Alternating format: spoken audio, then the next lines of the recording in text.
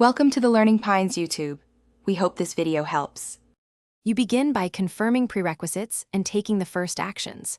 Enable developer options and check Android version. This matters because routing options differ by OS level.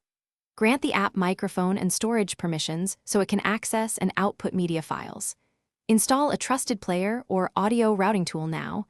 Pick one that supports output selection. Once done, open that app and prepare the track or stream you want to hear, because you will change output targets in the next steps. You now configure routing and volumes to get media sound.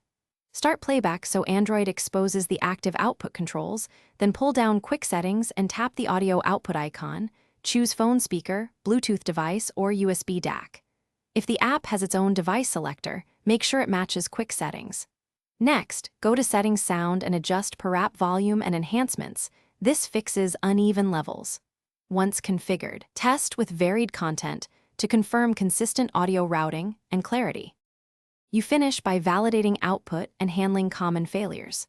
After selecting output and setting volumes, play different tracks to ensure persistence.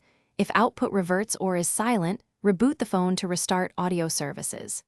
Make sure Bluetooth devices are paired and set as media profiles, and confirm any wired connections are fully seated.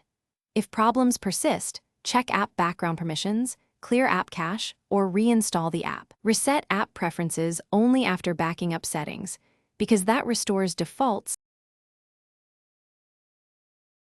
Thanks for watching. Consider subscribing if we helped you.